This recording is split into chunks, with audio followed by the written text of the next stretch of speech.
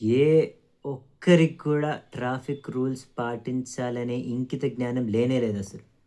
10 మందిలో ఇద్దరో, ఒకరో పాటిస్తారేమో గానీ, మిగతా వాళ్ళందరూ రాంగ్ రూట్‌లో రావడం, ఫోన్‌లు మాట్లాడడం, తాగుబోతులు డ్రైవింగ్ చేయడం, డ్రంక్ అండ్ డ్రైవ్ చేయడం, సిగ్నల్ జంప్ చేయడం, ట్రిపుల్ రైడింగ్, హెల్మెట్ అసలే వాడరసలు. హెల్మెట్ వాడితే ఏమైతది? హెల్మెట్ పెట్టుకుంటే ఏమైతది? ఎగ్జాంపుల్ నేనే. డెలివరీ యాప్స్‌లో పనిచేశాను. డెలివరీ ఎగ్జిక్యూటివ్‌గా చాలా సంవత్సరాలు పనిచేశాననమాట.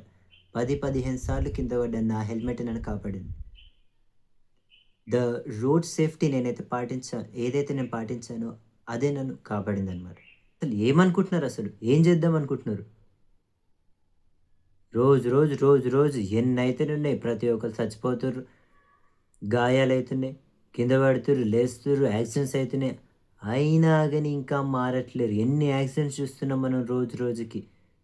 ఇంకా యాక్సిడెంట్స్ అన్నీ పెరుగుతున్నా గూడా మనలో మాత్రం మార్పయితే రావట్లేదు. ఇంకెప్పుడు మారుతాం మనం? ఇంకెవరొచ్చి చెప్తే మారుతారు మీరు? అరే! చిన్న పిల్లలకి బండిలివ్వద్దని చెప్తే చిన్న పిల్లలకిచ్చి పంపిస్తున్నారు. 12 ఇయర్స్, 14 ఇయర్స్, 12 ఇయర్స్, 14 ఇయర్స్ వాళ్ళకి బండిలిస్తే ఎవరండి రెస్పాన్సిబిలిటీ? చిన్న పిల్లలు అసలు టీనేజర్స్ బండి నడపనే నడపొద్దు. 18 సంవత్సరాలు వచ్చిన తర్వాత లైసెన్స్ ఇచ్చి పంపియండి. ఎంతైనా నడుపుకుంటాడప్పుడు. పక్కనే ఉంటది యూ టర్న్. అయినా గాని ఇటు నుంచే పోతాడు. ఎంతమంది నాకే అడ్డమొచ్చారు. చాలా మందిని తిట్టాననమాట. తిట్టినా కూడా ఎడ మారుతారు? మారరు. ఎంత ట్రాఫిక్ ఉన్నా సరే రాంగ్ రూట్‌లో రావాలి.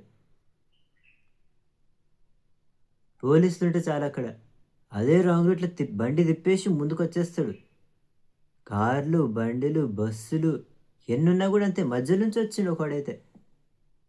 What the hell is going on in Hyderabad? ఏ ఒక్కరికి రెస్పాన్సిబిలిటీ లేకుండా పోతుందసలు. మనం మారాలి. ట్రాఫిక్ రూల్స్ పాటించాలి. రోడ్ సేఫ్టీ పాటించాలి.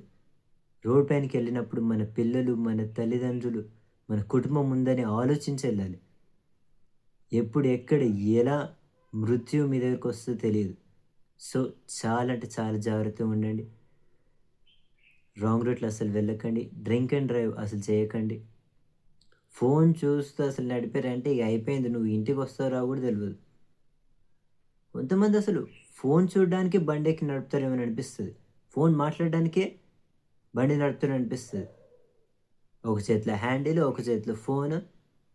ఆ బ్రెయిన్, మైండ్ అంతా అటు ఫోనులో ఉంటది. ముందెక్కడుంటది? అయిపోయింది. ఎవడో ఒకడొచ్చి గుద్దేస్తాడు, కింద పడతాడు, నెత్తి పడతది, సచ్చిపోయాడు. యాక్సిడెంట్‌లో యాక్సిడెంట్‌లో ఎవరైనా చనిపోతే ఆ కుటుంబానికి గుండె నిండా ఎంత భారం ఉంటదో తెలుసా అసలు?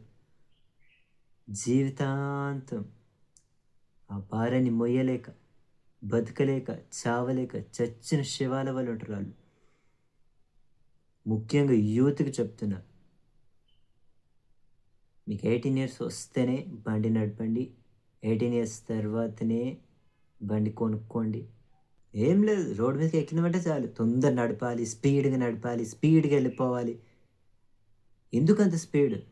ఇంటికేగా పోయేది, ఆఫీస్‌కే కదా ఎళ్ళేది, తిరగనీకేగా పోయేది, తాగనీకేగా పోయేది. 2 నిమిషాలు, 5 నిమిషాలు ఆగితే ఏమైతది? మరీ అంత స్పీడా? అట్లా స్పీడ్‌గా వెళ్ళి ఎంతమంది చచ్చిపోయారో నా కళ్ళ ముందే నేను ఎన్ని సార్లు చూసినానో అసలు. ఓవర్ స్పీడ్ తగ్గించుకోండి. హెల్మెట్ లేకుండా ప్రయాణించకండి అసలు. ట్రిపుల్స్ అసలే వద్దు. డ్రంక్ అండ్ డ్రైవ్ అసలు చేయకండి. సిగ్నల్ జంప్ మాత్రం అసలే చేయకండి.